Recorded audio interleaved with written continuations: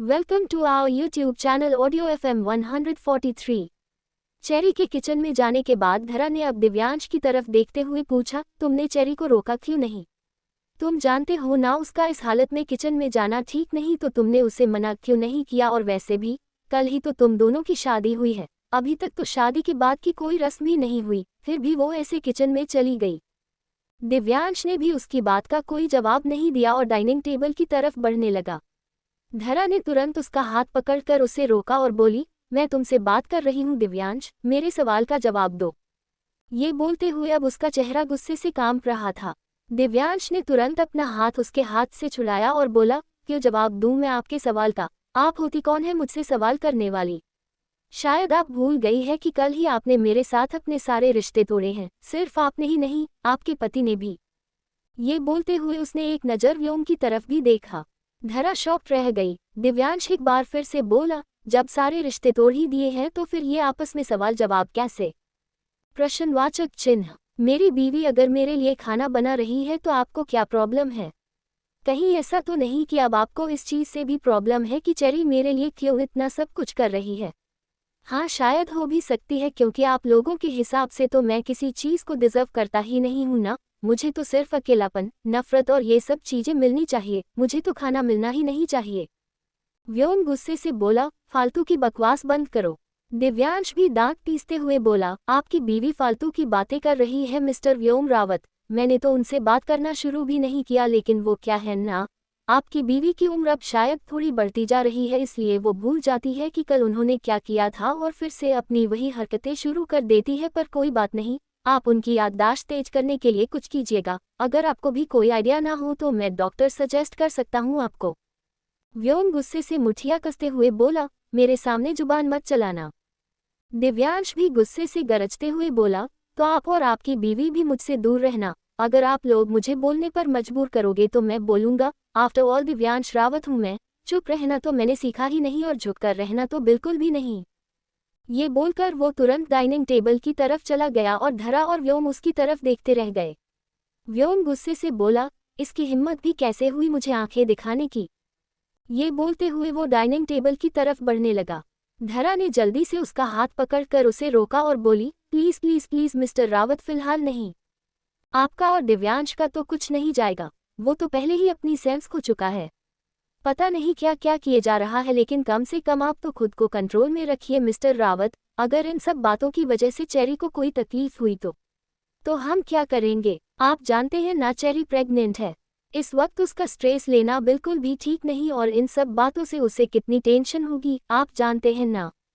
व्योम गुस्से से बोला, लेकिन जो ये चेरी को टेंशन दे रहा है उसका क्या? दिव्यांश जो उन दोनों की बातें सुन रहा था, उसकी गुस्से से मुठिया कस गई। उसका हाथ डाइनिंग टेबल पर था और डाइनिंग टेबल पूरा कांच का था। उसने अपने हाथ किनारे पर कसे हुए थे, जिसकी वजह से वो कांच उसके हाथ के अंदर की तरफ धंस रहा था और उसके हाथ पर जख्म होता जा रहा था। खून की बूंदें नीचे जमीन पर गिर रही थी। उसने गुस्से से दांत पीसते हुए मन ही मन कहा, एग्जैक्टली यही तो आप हमेशा से करते आए हैं। आपको सिर्फ चेरी नजर आती है, उसके अलावा और कुछ नहीं। आपका खुद का बेटा किस तकलीफ में है आपको कभी दिखाई नहीं देगा, लेकिन किसी और को कोई तकलीफ ना हो इस बात पर आप दोनों का पूरा ध्यान रहता है। Well done Mr and Mrs Rawat. अगर किसी को ना पता हो कि अपने ही बच्चों के साथ सौतेला व्यवहार कैसे करना है तो वो आपसे ट्रेनिंग ले सकते हैं। ये बोलते हुए उसकी आंखें बेहद लाल हो चुकी थी। चेरी किचन में दिव्यांश के लिए ब्रेकफास्ट बना रही थी। वो कुछ हिस्सा बना रही थी जो जल्दी से बन भी जाए और दिव्यांश को ज़्यादा वेट न करना पड़े, क्योंकि वो भी जानती थी कि अगर सब लोग हॉल में इकट्ठा रहेंगे तो कोई फालतू की सिचुएशन बन सकती है, जो वो बिल्कुल नहीं चाहती थी। इसलिए उसने जल्दी से जूस, बटर टोस्ट और ऑमलेट बनाया और एक सर्वेंट के साथ बाहर की तरफ आई। बाहर आते ही उसकी नज़र धरा और व्योम पर गई, जो साइड में खड़े थे, और दिव्यांश डाइनिंग टेबल पर बैठा था। व्योम और दिव्यांश के चेहरे पर गुस्सा था और धरा परेशान नजर आ रही थी। चेरी दिव्यांश के सामने आकर खड़ी हुई। तब तक सर्वेंट ने भी ट्रे को डाइनिंग टेबल पर रख दिया था। दूसरी तरफ ध्रुवांश और मिश्री भी सीढ़ियां उतरते हुए नीचे की तरफ आए। फिलहाल ध्रुवांश बिल्कुल नॉर्मल लग रहा था, क्योंकि उसके दिमाग में जो चल रहा था वो सब वो कॉलेज में करने वाला था। फिलहाल घर पर तो वो ऐसे मुस्कुरा रहा था जैसे अपनी शादी से वो न जाने कितना ही खुश हो। वही मिश्री खुद हैरान थी कि कल रात को तो ध्रुवांश ने उसे इतना कुछ सुनाया, लेकिन आज सुबह से ही वो बहुत ज्यादा शांत था। वहीं दूसरी तरफ चेरी ने दिव्यांश को ब्रेकफास्ट सर्व करना शुरू किया। दिव्यांश उसकी तरफ देखते हुए बोला, बट। चेरी जल्दी से बोली, आई एम सो सॉरी, मैं लाना भूल गई, मैं अभी लाती हूँ। व्योम गुस्से से बोला, तुम्हें कहीं जाने की जरूरत नहीं है, ये छोटे काम करने के लिए सर्वेंट है। लेकिन चेरी ने उसकी बात पर कोई रिएक्ट नहीं किया। वो ऐसे किचन के अंदर गई जैसे उसने व्योम की बात सुनी ही ना हो। व्योम खुद हैरान रह गया था। अब तक वो खुद पर कंट्रोल कर रहा था, लेकिन अब चेरी को खुद को नज़रअंदाज करते हुए देख जैसे वो अपना सारा कंट्रोल खो बैठा। चेरी किचन से बटर लेकर बाहर की तरफ आई और दिव्यांश के बटर टोस्ट पर लगाने लगी।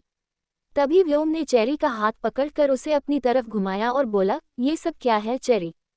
चेरी ने अपना चेहरा हल्का सा नीचे की तरफ झुकाया और बोली, मेरा हाथ छोड़िए मिस्टर रावत। उसके मुंह से अपना नाम सुनकर व्योम के होश उड़ गए।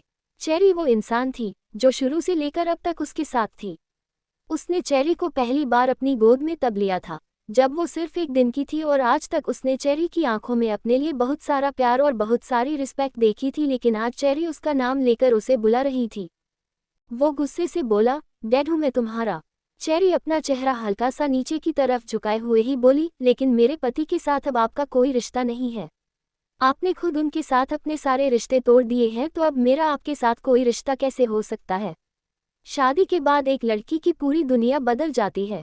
उसके लिए वही लोग मायने रखते हैं जो उसके पति के लिए मायने रखें, और जब मेरे पति का ही आपके साथ कोई रिश्ता नहीं तो मैं किस रिश्ते से आपके डैड बुलाऊं?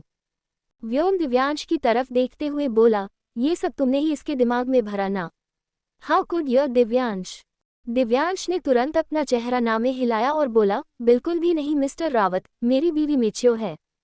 वो अपनी लाइफ की डिसीजन खुद ले सकती है। अगर उसे आप लोगों के साथ रिश्ता रखना है तो वो रखेगी, और अगर नहीं रखना तो नहीं रखेगी। ना मैं उसे आप लोगों के साथ रिश्ता रखने के लिए जबरदस्ती फोर्स कर सकता हूँ, ना ही तोड़ने के लिए। लेकिन हाँ, मेरी बीवी को शायद महान बनना हो तो वो आप लोगों के साथ अपने रिश्ते अच्छे से रख सकती है, पर फिर वो मुझे भूल जाए, क्योंकि मैं ये बात कभी एक्सेप्ट नहीं करूँगा कि जिन लोगों के साथ मेरा कोई रिश्ता नहीं, मेरी बीवी उनकी तरफ नज़र उठाकर भी देखे। मैं इतना महान नहीं हूँ, पर मेरी बीवी को अगर महान बनना है तो बन सकती है।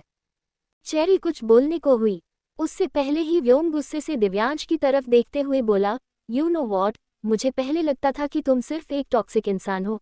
टॉक्सिक तो आजकल की दुनिया में हर कोई होता है, मैं भी था, लेकिन तुम सिर्फ टॉक्सिक नहीं हो दिव्यांश, तुम अंदर से नफरत से भरे हुए हो। मेरी ही गलती है जो मैंने चेरी की शादी तुम्हारे साथ होने दी। विस्मयादिबोधक चिन्ह, मुझे ये शादी होने ही नहीं देनी चाहिए थी, पर अब बस बहुत हुआ। तुम्हारा तो पता नहीं कि तुम हम लोगों का रिश्ता चेरी के साथ तोड़ना चाहते हो या नहीं, लेकिन मैं अपनी बेटी को तुम जैसे घटिया इंसान के साथ बिल्कुल नहीं रहने दूंगा। मैं अभी इसी वक्त ये शादी तोड़ रहा हूँ। चेरी तुरंत बोली, और ये फैसला लेने वाले आप कौन होते हैं? व्योम हैरान रह गया। चेरी अब दिव्यांश के आगे आकर खड़ी हो गई। वो व्योम की तरफ देखते हुए एकदम एक्सप्रेशनलेस होकर बोली, दिव्यांश के साथ शादी करना मेरा खुद का फैसला था। दिव्यांश भी मुझसे शादी करना चाहते थे, और अब हम दोनों की शादी हो गई है, तो आप ये शादी तोड़ने वाले कौन होते हैं? कोई भी नहीं। और प्लीज आखिरी बार रिक्वेस्ट कर रही हूँ मैं आपसे, मेरे सामने मेरे पति से थोड़ा तमीज से पेश आइए मिस्टर रावत, क्योंकि मैं अपने पति की बेइज्जती बिल्कुल भी बर्दाश्त नहीं करूंगी। अगर आपका रवैया उनकी तरफ नहीं बदला तो मैं उनके साथ ही घर छोड़कर हमेशा के लिए चली जाऊंगी। व्योम के पैरों तले जमीन खिसक गई और धरा का दिल भी धक सा रह गया। उसने कभी सोचा भी नहीं था कि उसे ये सब कुछ देखना पड़ेगा। चेरी कभी ऐसे भी उनसे बात करेगी। उसकी आंखों में आंसू आ गए थे, लेकिन वो ये भी जानती थी कि चेरी के लिए भी ये सब कुछ आसान नहीं था।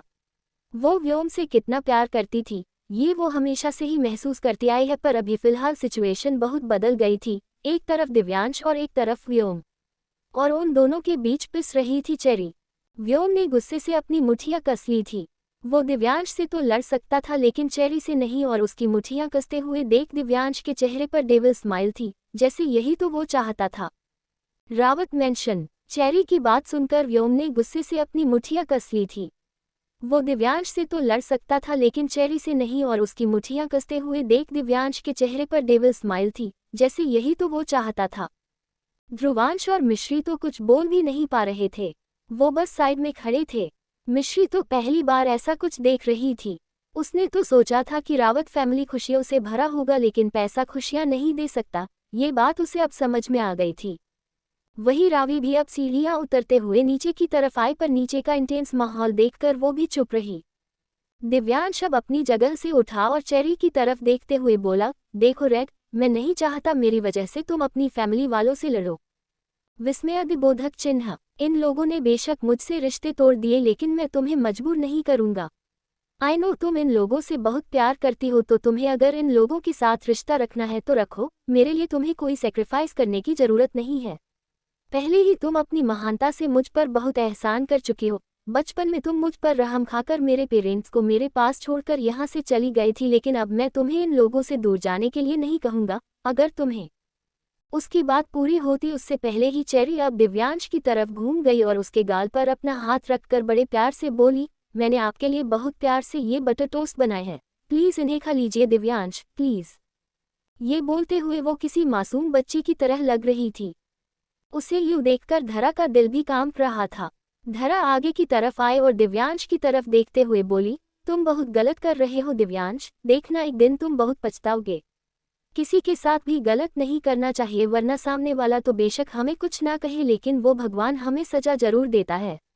कहीं ऐसा ना हो चेरी के साथ जो कुछ भी तुम कर रहे हो उसकी सजा भगवान तुम्हें। उसकी बात पूरी होती उससे पहले दिव्यांश उसकी बात बीच में काटकर बोला, मैंने पहली माँ देखी है जो अपने ही बच्चे को बद्दुआ दे रही है। पर इतना तो यकीन है मुझे कि आपके अलावा ये काम दुनिया की और कोई माँ कर ही नहीं सकती। धरा जल्दी से बोली, मैं बद्दुआ नहीं दे रही हूँ तुम्हें दिव्यांश, मैं बस तुम्हें समझा। दिव्यांश उसकी बात पूरी होने से पहले ही बोला, आपको मुझे समझाने की जरूरत नहीं है। आप बस अपने पति को और अपने बच्चों को संभालिए, इतना ही काफी होगा। मेरा जब आपसे कोई रिश्ता ही नहीं है तो मेरे साथ आगे चलकर क्या होगा और क्या नहीं, इसकी टेंशन लेने की जरूरत आपको नहीं। ये बोलकर उसने चेरी का हाथ पकड़ा और उसे लेकर सीधा बाहर की तरफ चल दिया। चेरी हैरानी से उसकी तरफ देखने लगी। उसे नहीं पता था दिव्यांश उसे कहाँ लेकर जा रहा है, लेकिन फिलहाल वो बस उसके साथ चले जा रही थी। उनके जाने के बाद ध्रुवांश मिश्री की तरफ देखते हुए बोला, आई गेस हमें ब्रेकफास्ट कॉलेज जाकर ही कर लेना चाहिए। डोंट वरी मॉम, मैं मिश्री का कॉलेज में ध्यान रखूंगा और उसे ब्रेकफास्ट भी करवा दूंगा। मिश्री और धरा दोनों ही उसकी इस बात पर हैरान हो रही थी, लेकिन फिलहाल धरा ने कुछ नहीं कहा, बस अपना चेहरा हाँ में हिला दिया तो मिश्री भी ध्रुवांश के साथ वहां से चली गई। रावी भी अब धरा की तरफ देखते हुए बोली, मुझे भी यही लग रहा है मोम कि मुझे भी कॉलेज में ही ब्रेकफास्ट कर लेना चाहिए। मैं कोशिश करूंगी कि शाम को जल्दी आ जाऊं, और मुझे भाई से भी बात करनी है तो मैं उसके लिए भी ट्राई करूंगी। अब मैं चलती हूँ। ये बोलकर वो भी बाहर की तरफ चली गई। धरा की आंखों से अब आंसू बह गए। वो बच्चों के सामने तो जैसे तैसे खुद को संभालने की कोशिश कर रही थी, लेकिन अब वो पूरी तरह से टूट गई थी। व्योम तुरंत उसके पास आया और बोला, रो क्यों रही हो? धरा उसकी तरफ देखते हुए बोली, क्या अभी भी आपको समझ में नहीं आ रहा मिस्टर रावत कि मैं रो क्यों रही हूँ? हमने दिव्यांश को पूरी तरह से खो दिया है मिस्टर रावत, हमने उसे पूरी तरह से खो दिया है। हमने दिव्यांश के साथ जो किया वो जाने अनजाने में किया, लेकिन उसकी वजह से दिव्यांश के अंदर इतनी नफरत भर गई है कि अब वो चेरी के साथ जानबूझकर गलत कर रहा है। प्लीज कुछ कीजिए मिस्टर रावत, मैं चेरी को ऐसे नहीं देख सकती। ये बोलते हुए वो उनके सीने से लग गई थी और बिलक बिलक कर रोने लगी थी। वही दिव्यांश इस वक्त गाड़ी ड्राइव कर रहा था और गाड़ी की स्पीड बहुत ज्यादा तेज थी। चेरी जो उसके साथ बैठी थी वो उसे स्पीड नॉर्मल करने के लिए बोल रही थी, लेकिन दिव्यांश लगातार स्पीड को तेज कर रहा था। व्योम और धरा ने आज उसे जो कुछ भी कहा वो सब उसके कानों में गूंज रहा था, जिसकी वजह से उसके चेहरे पर बेहिसाब गुस्सा झलक रहा था। चेरी दिव्यांश की तरफ देख रही थी जो बहुत ज्यादा स्पीड में गाड़ी चला रहा था, और चेरी उसे बार बार स्पीड कम करने के लिए बोल रही थी, लेकिन दिव्यांश स्पीड कम कर ही नहीं रहा था बल्कि उसकी स्पीड लगातार बढ़ती जा रही थी। चेरी ने अपने पेट पर अपना हाथ रखा हुआ था। चेरी अब थोड़ी ऊंची आवाज में बोली, प्लीज दिव्यांश मेरी बात मान लीजिए, प्लीज स्पीड को थोड़ा काम कर लीजिए। इतनी ज्यादा तेज स्पीड में आप गाड़ी चलाएंगी तो हमारा एक्सीडेंट हो जाएगा। प्लीज दिव्यांश मैं आपके सामने रिक्वेस्ट कर रही हूँ, प्लीज गाड़ी स्लो कर लीजिए। दिव्यांश अब गाड़ी चलाते हुए ही बोला, किस मी? चेरी हैरान रह गई। दिव्यांश बिना किसी खास एक्सप्रेशंस के बोला, अगर तुम चाहती हो कि मैं गाड़ी की स्पीड कम करूं तो मुझे किस करो। चेरी हैरानी से बोली, ऐसे कैसे मैं आपको किस कर सकती हूँ दिव्यांश? आप गाड़ी ड्राइव कर रहे हैं, इससे तो आपको ड्राइव करने में प्रॉब्लम होगी। दिव्यांश ने अब एक नज़र उसकी तरफ देखा और बोला, मुझे वो सब नहीं पता, अभी इसी वक्त मुझे फ्रेंच किस करो वरना गाड़ी की स्पीड अब और भी ज्यादा तेज होगी। चेरी दंग गई। दिव्यांश जितनी स्पीड में गाड़ी चला रहा था उतनी स्पीड में दिव्यांश को किस करना बहुत ज्यादा रिस्की हो सकता था, लेकिन दिव्यांश स्पीड कम कर ही नहीं रहा था तो उसके पास और कोई ऑप्शन भी नहीं था। वो अब हल्का सा ऊपर की तरफ उठी और बोली, फ्रेंच किस करने की जगह नेक पर किस कर दूं क्या? प्लीज दिव्यांश इस बात के लिए तो मान जाए। दिव्यांश हल्की सी तिरछी मुस्कुराहट के साथ बोला, मुझे नहीं पता करके देख लो, अगर मुझे मजा आया तो इतना भी काफी है। चेरी जानती थी कि दिव्यांश ये सब कुछ जानबूझकर कर रहा है। वो बस चेरी को परेशान करना चाहता है, लेकिन फिलहाल वो कुछ और कर ही नहीं सकती थी तो वो अब थोड़ा सा और ऊपर की तरफ उठी और दिव्यांश की गर्दन पर किस करने लगी। इस वक्त दिव्यांश ने टी शर्ट पहनी हुई थी और चेरी के होंठ उसे अपनी गर्दन पर अच्छे से महसूस हो रहे थे। जिस तरह से चेरी उसे किस कर रही थी उसके चेहरे पर प्लेज साफ नजर आ रहा था। उसने अब अपना एक हाथ चेरी की कमर पर रख दिया, जिसके बाद चेरी अब उसे और भी ज्यादा अच्छे से किस करने लगी थी।